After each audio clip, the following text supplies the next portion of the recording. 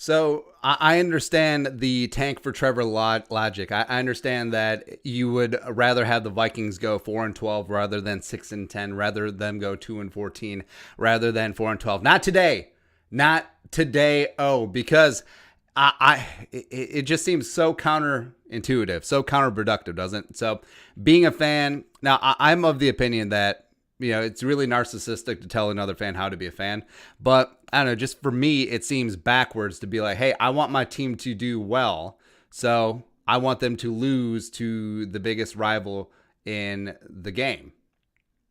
It's weird, right? Because I want to improve this draft position and allow the general manager, who I do not trust, to make that choice to draft the future franchise quarterback. And I don't know. It just seems backwards. But yeah, today, not today. No. You can cheer for the Lions next week, sure. You can cheer for the Panthers. Hey, Teddy. You can cheer for the Jaguars. Duval. Because that game, if the Vikings season goes completely pear-shaped, will have big draft order ramifications. But not today. No. Cheering against the Vikings today is just as bad as cheering for the Packers. Basically, you're a Packer fan, and if that happens, ain't got any time for you. Sorry. And I know you're trying to outsmart the system. Well, improve. I'm worried about the future of this team. Okay.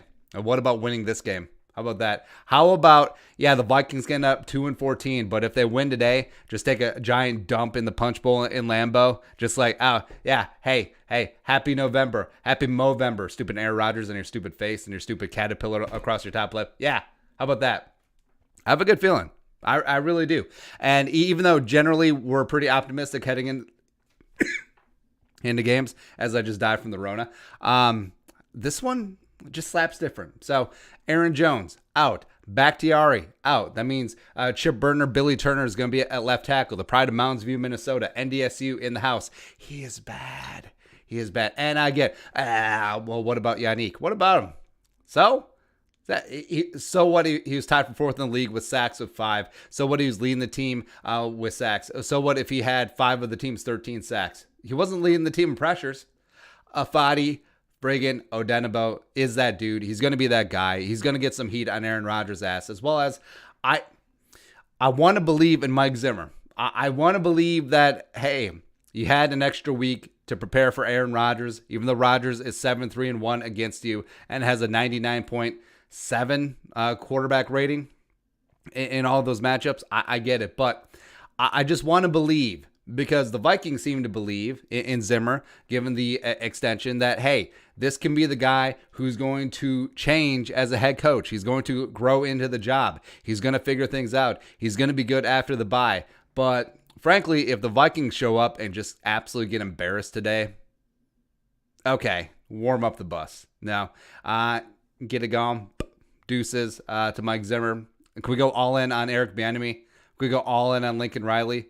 And the Vikings, it's impossible to tank because the players are too prideful and they want to put up good tape so that they have employment next year, whether it be here or somewhere else, as well as the coaches. They want to hang on to their jobs. Like, if you're an assistant coach on Mike Zimmer's staff right now, you probably know for a fact that Zimmer's likely safe, since if the Wolves fired him, they'd have to pay out all 3 years of his contract in big-time money, right? But if you're an assistant, Zimmer is certainly not above throwing assistants underneath the bus. You saw it in recent years. Jerry Gray, who was a great defensive backs coach, one of the best in the league. Now he goes over to Green Bay. It is really no coinkydink that week 1, Green Bay was able to pick on Mike Hughes and Holton Hill, knowing their weak spots and deficiencies, because almost like the guy who had coached them every single professional snap and practice was over in Green Bay. It's just so odd, right? So, but if you're an assistant, you're going to coach your ass off. You make sure that your guys are ready. Try and win a football game. And as we've seen from the Tennessee game, from the Seattle game, that this team is way too talented to be 1-5. They're way too talented to be 1-4. Pablo Sanchez, DJ One-Time, damn straight. Now if this team was completely inept, like if the Vikings were the Jaguars right now, I would be all in with y'all. I would, in fact, root for them to lose more than you would. Like, my tanking would put your tanking to shame. That's how much it is right now. But reality on reality's terms. I mean, the Vikings are probably going to win 5-6 games this season. And I know that's going to be upsetting to some people, but it'd be what it'd be. So 6-10 last year was the number 10 overall pick. Say the Vikings end up at 10. Now, there's going to be options. So we talked about earlier in this week about moving up heaven and earth to trade for Trevor Lawrence. Like, would you trade 3 1s for Lawrence? And it was really interesting. So all the people who are clamoring for the tank, I don't know if it's just about Trevor Lawrence or if it's actually more about the illusion that having a higher draft pick will guarantee you a better player. Let's see, because we put a poll out. Here it is. All right, so poll on Trevor Lawrence. 4,500 people voted. Would you trade 3 1s for Trevor Lawrence? And 59% said no, which I don't know, man. So you're sitting at 10. So the number 10 overall pick, 2022 first rounder, 2023 first rounder to move up for Trevor Lawrence. Now, if this was a 1 or 2 quarterback class, absolutely. You got to do it. But the fact that that second tier of quarterbacks is coming in pretty nicely, looking pretty good. They are. So you got Zach Wilson. You got Justin Fields, who's destroying fools. He had a great game on Saturday against Penn State. In fact, why not? Well, so there's a video that we're releasing Monday. Where is it? Take a look at the quarterbacks. Here we go. There we go. Sure. All right, so here's how everyone did on Saturday. So Trevor Lawrence, of course, had the Rona, so he's out. Justin Fields had an amazing game. Zach Wilson did not have his most impressive game. Let's be honest here. Mac Jones looked phenomenal. Like, I'm really starting to appreciate Mac Jones. Kyle Trask, I know that he's putting up numbers, but the more that I see Kyle Trask, the more I'm worried about that immobility. Like, that pocket awareness is not ideal. It's not as bad as Fields, but I'm concerned that if Trask is a statue and if he gets behind a bad offensive line, that's going to be no bueno. Derek King was idle. I have changed the colors on that. Yeah. Sam Ehlinger had himself a big game. Ehlinger is a type of quarterback where it's going to be ugly as hell, but in a tough, high-leverage spot, he's going to make a play. It's kind of like Joe Cap-esque, where Joe Cap didn't even throw with the laces, man. But Joe Cap, quarterback who took the Vikings to their first Super Bowl in 1970. 69. Sorry. 1969 Super Bowl 4. Well, I guess technically it was 1970. But yeah, he's interesting. Desmond Ritter's growing on me. Tanner Morgan, not so much. About that.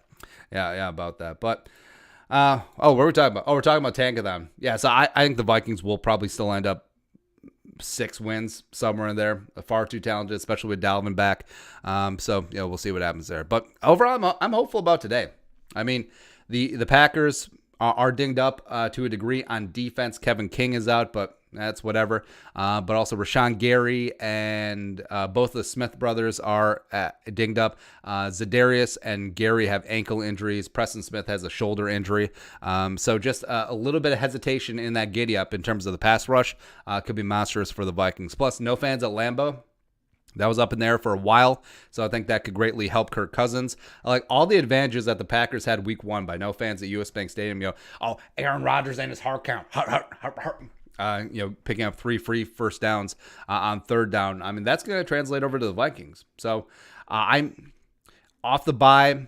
I feel like this team is probably too proud to just roll over and die. You have a chance to maybe not save your season, but to have at least one statement win on the calendar. Sure, get after it. Dalvin Cook obviously has to be pissed off as well, because if he stays healthy, like if Dalvin had warmed up properly during halftime and stayed warm and not just come out on the first play after the half when the Vikings were up 12-0, or was it 13? Yes, 13-0. It's 12-0 for the Titans, and then pulled his adductor. I mean, they win that game. They probably beat Falcons with Dalvin in there as well. And all of a sudden, you're 3-3. This season looks completely different. You're thinking about getting back in the NFC North race. You're thinking about wild card. You're thinking about getting into the playoffs and seeing what happens. But yeah, I think this team does have an opportunity to catch a little fire and maybe not make the playoffs, but have a lot of positive momentum going into next season. And as you see, Jeff Gladney's been getting better week after week after week. DJ Wanham's going to get a ton of playing time at this point. They should free James Lynch. Did they announce what they're going to do on the offensive line? Because I believe they activated, Samia practiced all week, and I believe that they activated Elfline as well. Let's see here. No, they haven't announced. All right, so Ezra Cleveland is lining up with the first team in warmups, which is good because I would be so infinitely pissed. Even though Ezra Cleveland had a kind of an up and down week against the Falcons 2 weeks ago, that if they would have just replaced him with Samia or Pat Elflein coming off of IR, I would have been just irate. But I think the Vikings could and should be in the market at the trade deadline, so it's coming up November 3rd on Tuesday. Desmond King makes a ton of sense for the reasons that we laid out in the video that we put out earlier. Go check that out. I think Riley Reef could and should be on the move. He's not going to be back next year. He's playing extremely well this year. I think he could provide a team a lot of value, especially as these offensive line injuries stack up around the league. I think Anthony Harris could be on the move. A team with some coverage issues, toss him on the back end. Anthony Harris probably won't be back next year. He's playing the rest of his franchise tag season. And I think that's probably about it. I mean, maybe a team gives up a 7th for Tajay Sharp. It's probably about it. I don't see anyone else necessarily moving. I don't see a big splash trade for Harrison Smith. I don't see a team just blowing the Vikings out of the water and making an offer for Adam Thielen. So the Browns would make a lot of sense, given Stefanski's history with Adam Thielen. Like, Kevin Stefanski has been in the building every single day that Adam Thielen has been a Viking since 2013, as well as OBJ going down. It makes a ton of sense, but it would have to be expensive. It will be. Like, even though the Browns are in the thick of a playoff race in the AFC, I love and respect what Stefanski's doing there. It's going to cost you 2 ones. It is. And you can cite precedent of, the nuke trade. Man, bitch, we ain't taking Kareem Hunt. No, that ain't going to happen. So, we also laid this out in the video that we're doing tomorrow.